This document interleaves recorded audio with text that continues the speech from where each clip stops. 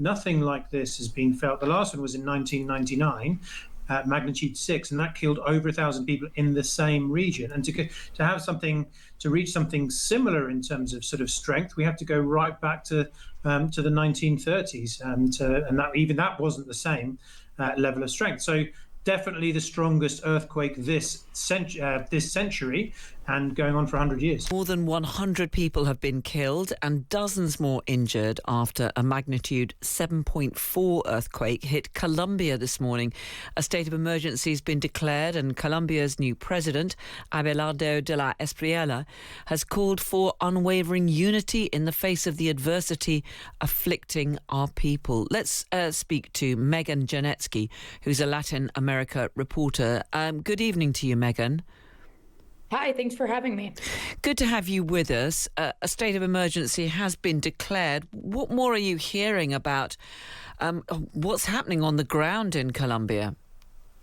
Yeah, so we're seeing large swaths of Western Colombia really hard hit by these earthquakes. So in major cities like Quibdó, Cali, and Pereira, we're seeing buildings collapse, people searching for their missing loved ones, and over 100 people dead right now, with that number likely to go up.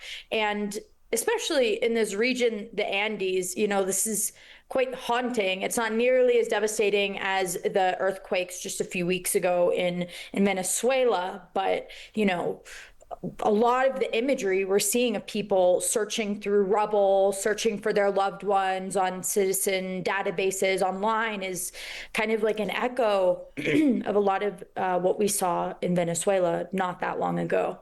Yeah, I mean, there are some terrible pictures indeed of buildings shaking, collapsing, pictures of some of those buildings basically reduced to rubble and people trying to find their loved ones. What are you hearing about the official response to this to try to get rescue teams in there? We've seen rescue teams out and about. I think, to see how robust the response is, that's going to take a couple more days. I think the biggest challenge, this acts as a hurdle for the current president, who literally just took office. And then a lot of these areas are extremely rural. The epicenter of the quake was in the poorest region of Colombia, in a highly rural area. Most of this is jungle and areas that are only reachable by plane or by boat. So I think a lot of the devastation, we're not really going to know the extent of it for a little while, and then we're not going to fully see the extent of the government's response, for a few days. It's certainly a challenge for a new administration that's already been quite divisive in Colombia. Yeah, I mean, Abelardo de la Espriella only took office on Friday. I mean, this is a huge disaster for him to be dealing with so immediately since he took power. Yeah, absolutely. And I think one thing you are seeing, which is very characteristic of Colombians, is a lot of solidarity. You see people piecing through the rubble, standing in lines and passing each other giant pieces of concrete to, find lost loved ones, missing things. And I'm sure we'll see more of that as well in the coming days. Is there any indication of other countries, perhaps the United States, others in the region, providing help to try to get to those who are trapped? Yeah, well, so the U.S. State Department quite literally half an hour ago just pledged about $15 million as relief, and you are seeing countries across the Americas lining up to help, from all different spectrums, from, Brazil and Mexico leftists and to El Salvador, more like right-wing government. And this solidarity also kind of falls in line with the response to Venezuela's earthquakes not that long ago. You saw rescue teams from across the Americas helping out. So we're seeing a similar response in countries looking to help Colombian rescue teams and the Colombian government at this moment. Megan Janetsky, Latin America reporter. Really good to speak to you. Thank you so much for joining us. Latin America correspondent Jon Bonfiglio is in the region, joins us now with the latest. Jon, morning to you. Hey, Stig. We spoke about the Venezuela one, didn't we? How big an event was this one? I mean, as big, if you like. I mean, actually, they were similar in terms of the magnitude. And, we said at the time in Venezuela that those kinds of earthquakes were not normal there. And here in the west of Colombia, I mean, it's on the eastern rim of the Pacific Ring of Fire. So tremors are pretty standard here, but they're standard sort of low and medium scale. Nothing like this has been felt. The last one was in 1999.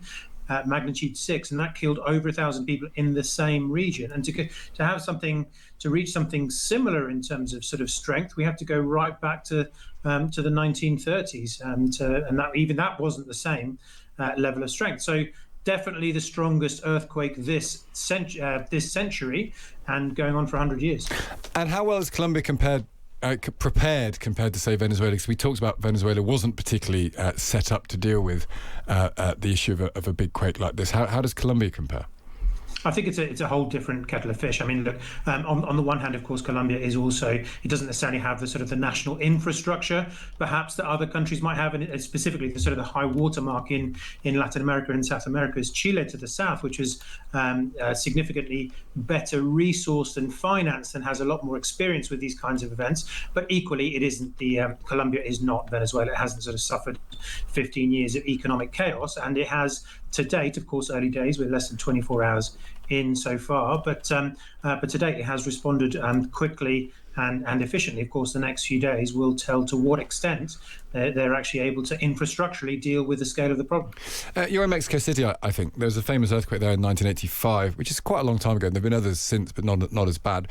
When you live in South America, I'm interested in this. Do you think about things like earthquakes? Because, one of the virtues of being British is, we don't often talk about this, is we have a very safe environment. We have safe weather, generally speaking. We have a safe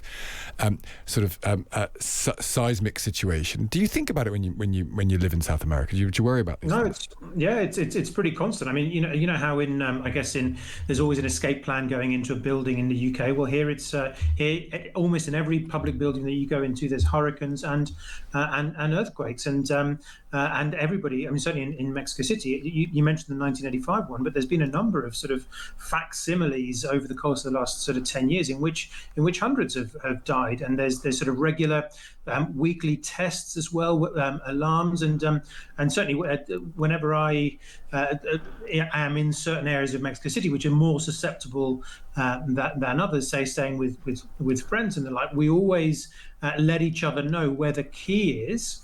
Say if there's a sort of a shared communal key, oh, really? In order to be able to get out. Yeah, it's a key point of information. If somebody locks the door, you tell everybody else in the house where the key is if they need to get out at a moment's notice. That's so interesting. Well, hopefully we won't have another one to have this conversation again, Jon, because it's been two in a summer, but we'll see where we get to. Thanks so much for joining us. No problem, take care. That is Jon Bonfiglio there. He's in Mexico City, but covers Latin America for us.